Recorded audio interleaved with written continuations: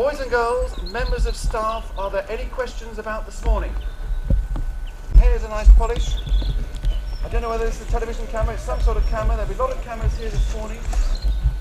We're just going to make period 3, and I know you're pleased about that.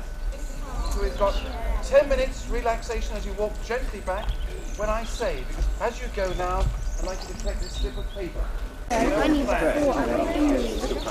These are trumpeters. I think it's 6. I can tell you all this. I'm sure the boss. Yes, I wouldn't dream to. Yes. This is great occasion. With a hoot on Tubby. Two of you can take yes. 2 of the wagons round with the petrol loco. Check that the track is all complete and in place and there are no problems. Shall I go round now and see if make sure Let's wait till everybody's cleared out.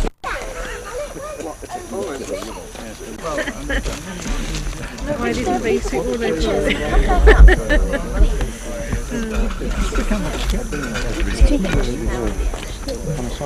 Oh yes, you've been pleased with it? Yeah, it's been quite good. I've had it a couple of years now. Once you made a choice, it's not too bad then, you know. We broke our journey in Amsterdam and had about an hour or so to spare, so we wanted to have something better to do.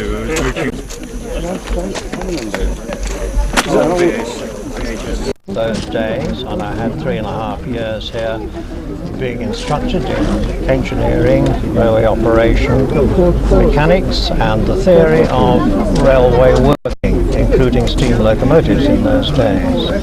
And then I came back again here in 1970 with a view to working on my own in this district. Was discovered living here in Cornwall and called back and found the railway completely derelict and have spent 22 years with the boys, not with help from others, in restoring it to what it is today. Both relieved and delighted to see so many people here. It's an excuse to have them here as guests and let them enjoy some of the foods which they themselves have had to bring about.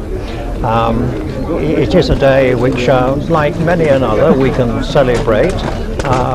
It's nice to feel that probably generations of boys have produced this, that they're in the tune which we require today of bringing engineers forward and training them to do work which in a school like this in the past has tended to be more academic than technical. And we're right back in the forefront here. We've been doing technology for certainly since 1925, and railway is a wonderful medium in which to enjoy steam locomotive, metal work, electrical work, civil engineering, and so on. All the things which we tended to lack in Britain. Parents, friends of the school, old Downians, media, and we're all gathered here today for a very special occasion in the Downs School's history. I've spoken in the past about the magic dust of the Downs. Well, there'll be some magic dust floating out of this machine in a short while, floating all over us. It is a special occasion, and the history of the railway has had its troubled times. And those of you who've had the last few issues of the school magazine, The Badger, will have been able to read from James Boyd about the history since 1970, because that's when the railway was revived. But not only James Boyd must we thank this morning, and both Tim Cadbury and Mr. Philip Trevor-Jones will say something, no doubt, about James. I would like to take this opportunity of thanking Donald Boyd, who brings together so many old Downians for many occasions, and he's also done the same this morning. So may I thank Donald formally, and may we all thank Donald for all he does for the school and the old Downians.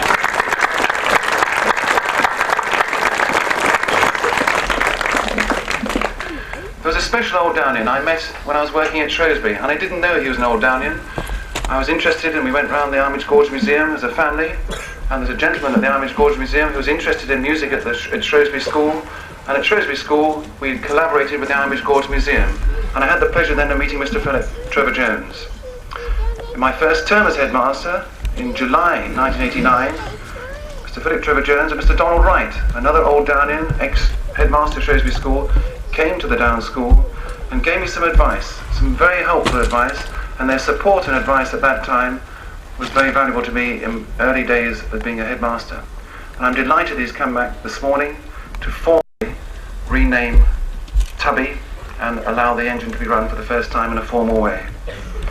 But the work of current Downians, Mr. Boyd, Mr. Hugh Nicklin and the Railway Trust are keeping the railway, not just Tubby but the other engines, running today and for many years in the future. And there's many people involved in supporting the railway. There is a Railway Trust and it's chaired by Mr. Tim Cadbury, another old Downian. And there's some other gentlemen who come on a regular basis to the school. They come in, they have a meeting, they try and support and they disappear and they come back 6 months later, they have a meeting. But today they're here. I'm delighted the school can offer them some hospitality. I'd like to name these gentlemen who've been a great help to the railway in recent years as members of the Trust. It's Tim Cadbury, now Chairman, Brian Rogers, and we as a school have been to his home and ridden on his railway. Dr. Jim Hoyland, and Hoyland is a special name at the Down School, and it's Jim's father who actually brought the railway to us in the 1920s. Jeff Davidson, Derek Williams, Tom Boddington, Patrick Keefe, Donald Boyd, James Boyd, and this morning John Milner is now going to join this group of gentlemen, and it was his firm which actually rebuilt Tubby for us. So to all these gentlemen, again, a formal vote of thanks. Thank you.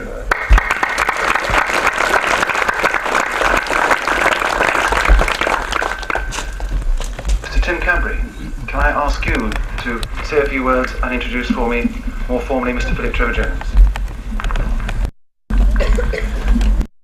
Well, good afternoon, ladies and gentlemen, and pupils, all the pupils from the school.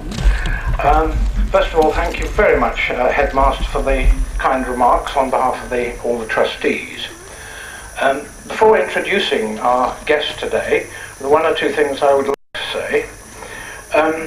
We're here, in my view, today because we've reached a very important milestone in the history of the Downs Railway. And we're here to celebrate this with this marvellous piece of equipment in front of us.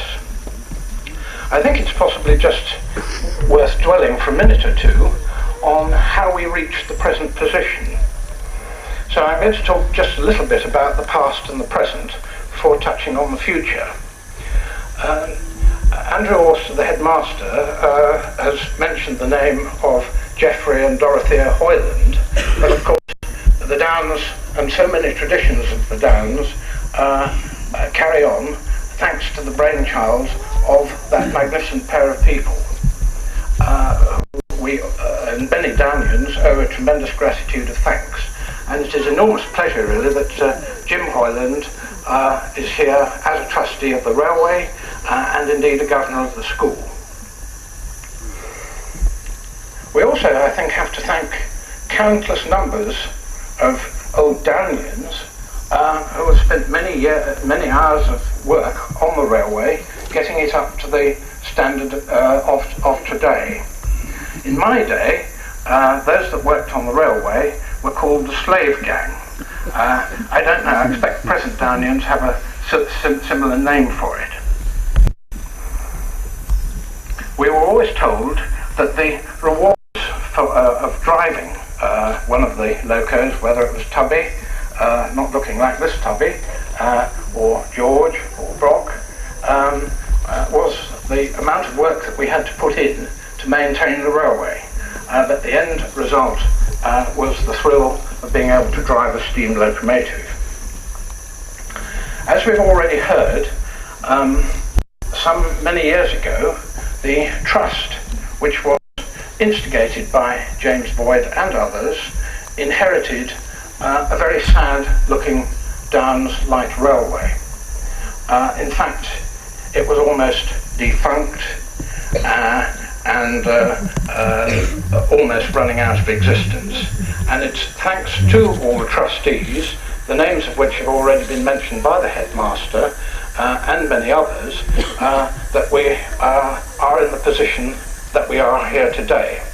I would just like to pay a tribute to my predecessor, who was chairman of the trust, and that is John Paul Cragg, Banks, who we're delighted is here today. I can't spot him at the moment, but he did a lot of the hard work in forming the trust in the early days.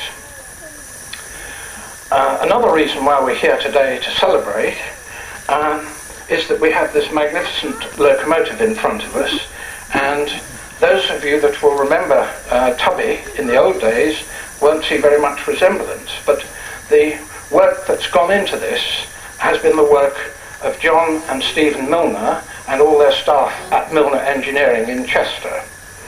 I'm thankful, very thankful indeed, that the cost of this work was not commercially costed. Otherwise, I'm quite certain it would cost 3 or 4 times the amount of money that the trustees have paid for it. And not only do we have the generosity of John Milner and his company and his son, but we have a tribute to their fine engineering in this wonderful loco in front of us.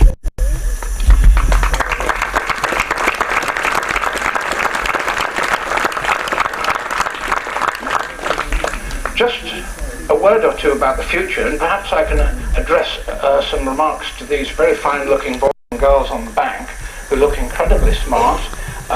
Dare I say, much, much smarter than in my day at the Downs. Countless old Downians have benefited from a grounding in civil and mechanical engineering.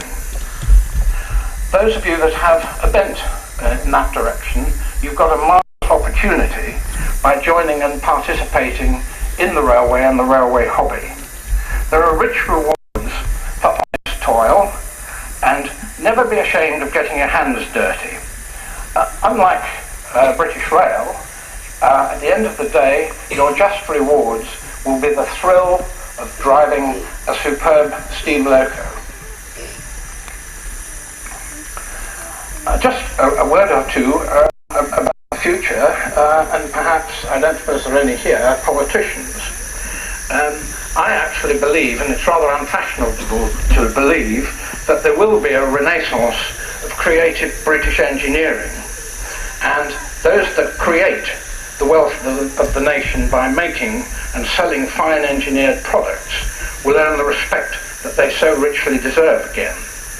And examples of fine engineering companies are with us today.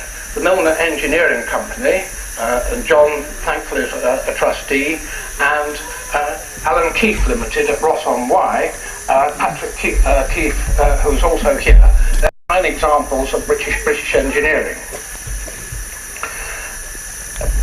Enough from me, and I'd like to introduce our guest. And I'm delighted to introduce Philip Trevor-Jones, who will say a few words and perform the ceremony of renaming Tubby.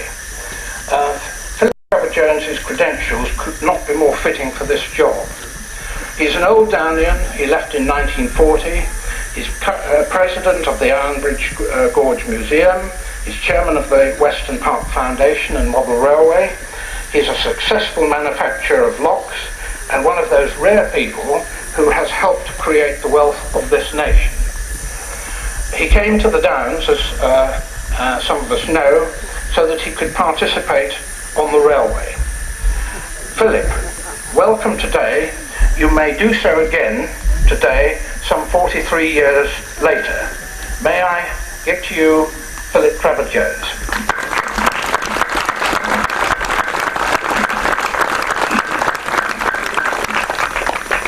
Ladies and gentlemen, boys and girls, first of all I'd like to thank you, Mr. Cadbury, for those kind words and that very nice introduction. But I'd also like to endorse the headmaster's comments about our gratitude to you and the trustees of Downs Light Railway, and of course to James Boyd, who's worked so diligently for so many years for making this marvellous day possible. And I'd also like to endorse your thanks to the Milners for, well, recreating. I mean, this is absolutely fantastic, isn't it? I mean, actually I can't recognise it, you know. I believe there are only about 2 or 3 bits of the original Tubby left. And I must say, although I love Tubby, I think I love this lovely one, which I'll tell you its name in a minute, even more. Now, I'm absolutely delighted to be back. And I don't know whether you boys and girls remember, but we had lunch together on Monday. And I did just tell you why it was that I came to the Downs. And perhaps, if you will just excuse me, I'd like to tell everybody else, so they understand why I'm so pleased to be back. My parents, when I was 7 years old, gave me the choice of 2 schools to come to because they couldn't make up their minds. One had lovely cream buns for tea every Saturday, and the other had a model railway which went round the grounds. Now, in those days, I don't know about you boys and girls, I was always hungry, and the idea of cream buns was a very attractive one. But on the other hand, I thought, well, wait a moment, when you've eaten it, it's gone, and that's gone for the week. But if you've got a modern railway, then you can keep yourself very happy for a much longer time. So that's why I came to the Downs. And as a matter of fact, I'm delighted that I did, because I benefited very, very much from it. There's no question about that. And it's a funny thing, but this railway, which attracted me to the Downs in the first place, has now brought me back again. Because I've been asked, and I think it's a very great honour, to rename Tubby. Now, what I would also like to tell you is that I came back here 4 years ago, and the poor old Downs then didn't look anything like as bright and cheery as it does now. And if I might say so, the boys and girls didn't look quite so bright and cheery. They look very bright and cheery today. And I know that later on they're going to give me a huge smile at that, because I've seen them smile before, and they're very good at it. Now, so here we are back again, and what I'm very pleased to see, absolutely delighted to see, is the enthusiasm and the inspiration which comes from the headmaster and his charming wife. If I may say so, where's Jim? If I may say so, they are cast in the mould of your mother and father. And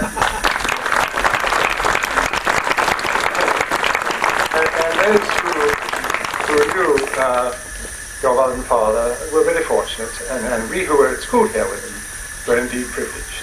And I think you boys and girls, you may not always think so at the moment, but when you look back, I think you'll be very, very pleased indeed that you came to the Downs School.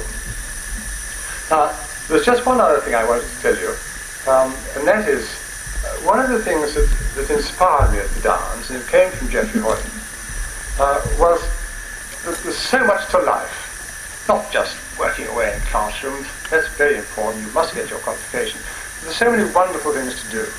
And the hobbies, really, were a wonderful tradition. I think probably started by Geoffrey Hoyland, as much as anybody. And certainly delighted to see them continuing today. And one of my friends, Ben and Andrew, who showed me around. Where's Ben?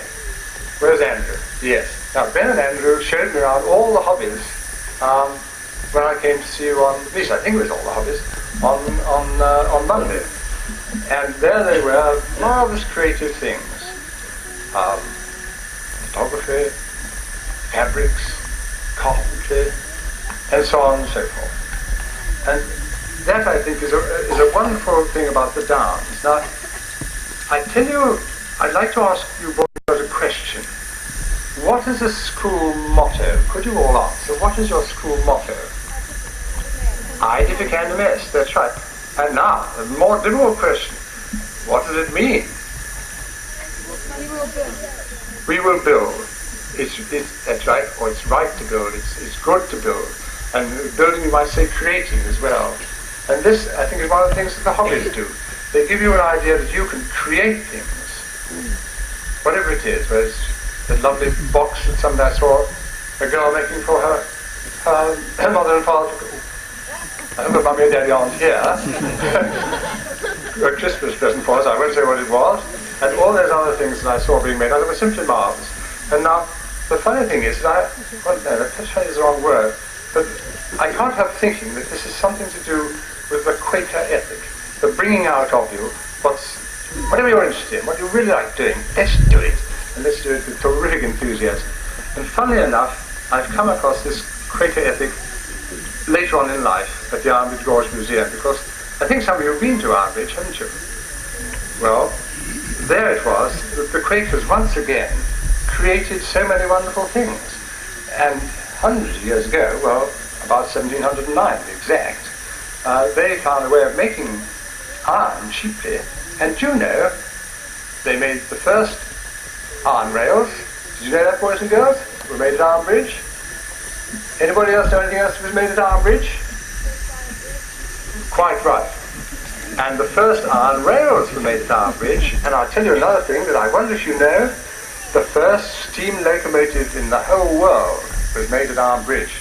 And we've made a full-scale model of that now. And if you'd like to come and see it one day, it'd be lovely to try and arrange that with the headmaster. And I'll try and see if I can get it going for you. It doesn't work very well, actually. Not as well as I think that the renamed Tubby is going to work in a minute. But anyway, I think I've really told you enough now, and I don't want to keep you too long because I'm sure you're going to get cold and very bored. What I would just like to leave with you is the thought expressed on a card which Geoffrey Hoyland sent to me shortly after I left the Downs. And it showed a picture taken inside a house, looking out the door into the garden. And there was the sunshine in the garden, and underneath it said, "The sun's without, and all God's store. Who fears the world? Watchman, fling wide the door." Now, think about that. But also, if sometimes you find the sun isn't without, there's just one thing you can do about it, and you can all do this. You can give somebody a smile, your own little bit of sunshine, and you'll find that they will give you a smile back, I'm sure. And with that happy thought, I leave you for a moment while I'm going to cut the nameplate off, but I will just let you in a secret. I know what it's going to be called, and it's going to be called, most appropriately, James, after Mr. James Boyd, who has done so much for the railway. Thank you.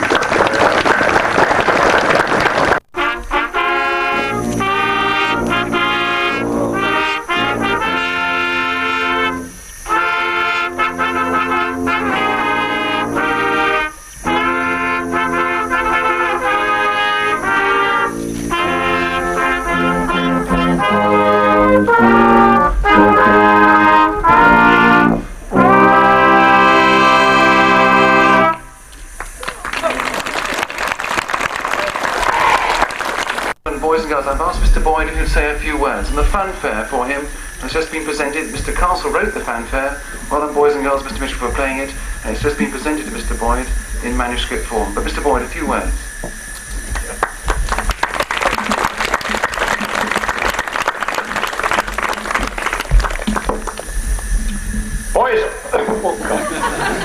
Boys and girls of all ages, this is a wonderful day, isn't it?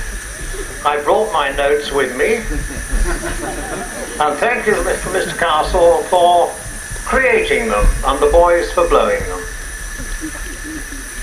I don't know where you do your thinking, in the bath. My wife tells me she does hers in the smallest room, or in bed. But I was thinking that as today is a day when we're going to burn an awful lot of coal, we hope, what an appropriate day to ask Arthur Scargill to come down and put the first lump on the fire. Because it's one of those days when it's a first for so many things. And you'll have heard of Arthur Scargill, of course, boys and girls. If not, ask me at lunch on Monday.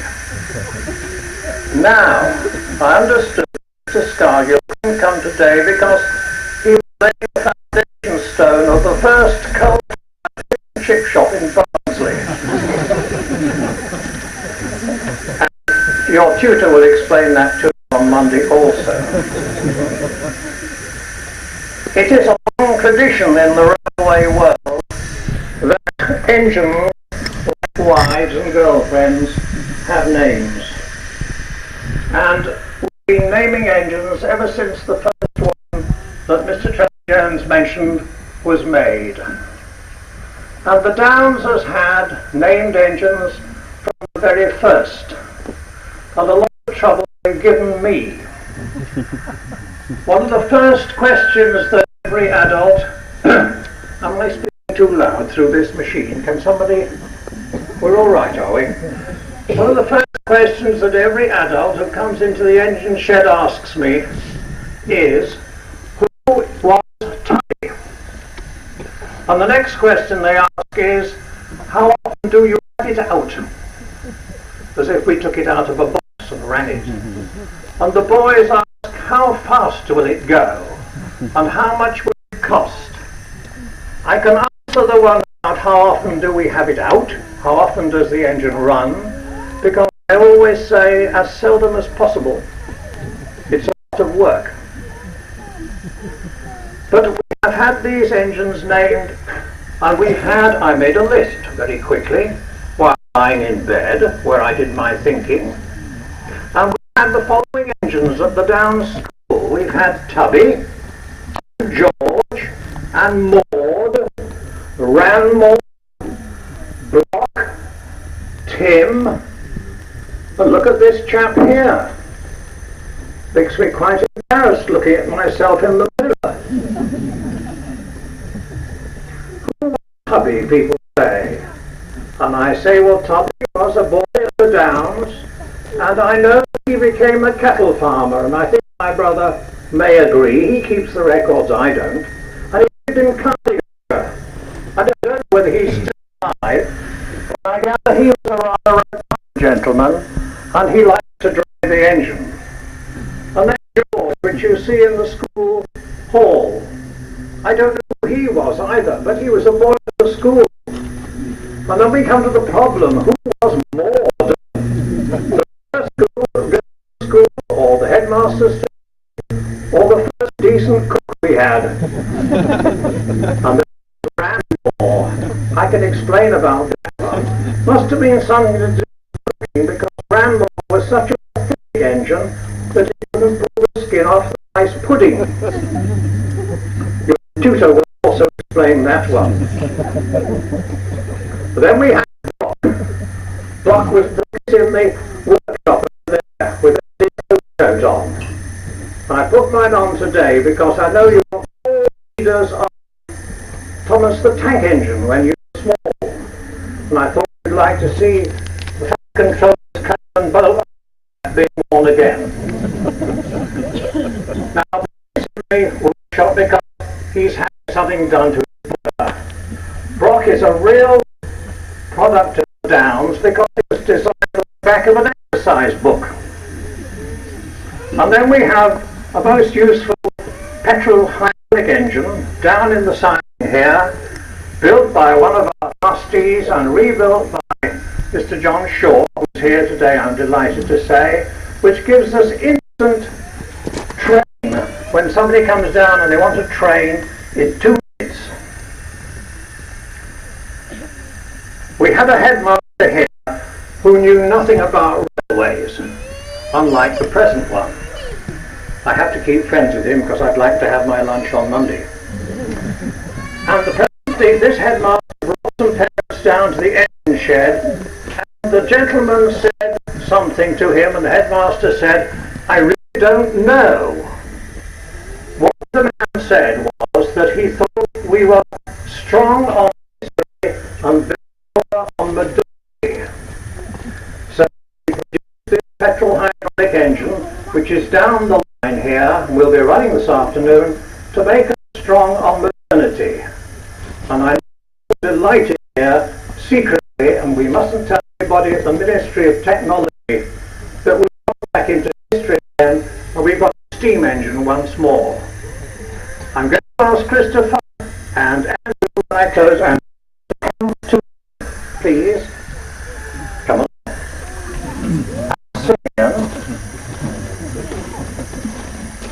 If we had a nameplate on this engine, come along, that's right. If we had a nameplate on the engine which commemorated everybody who helped with this railway, it would be so big you wouldn't be able to see the engine. And I said boys and girls of all ages when I began. And what I mean is this, that there are a lot of people who are so old that they can't come here today who helped with the railway. We've got a lot of good friends here among our guests whose husbands or whose wives have helped with the railway and who are now dead, and we remember them with great affection.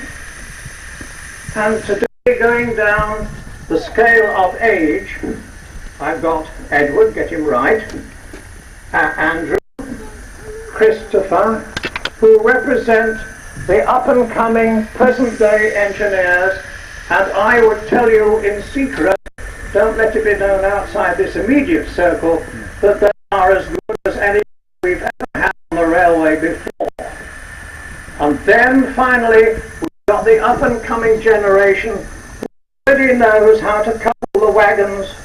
Master Simeon here, who is going to be a superintendent of the line in his day.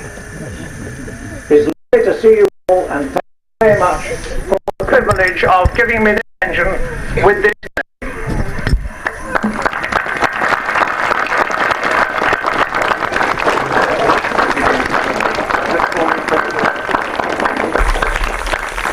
Ladies and gentlemen, Mr. Tim Cadbury, thank you for your words. Mr. Trevor-Jones, thank you for yours. Mr. James Boyd, thank you for your words. And then we'll formally break up this sort of formal celebration and fling wide the doors, let the sunshine and the smile come on our faces as we see James Boyd go up and down the rails. That James Boyd. So head of school, Gemma MacDonald.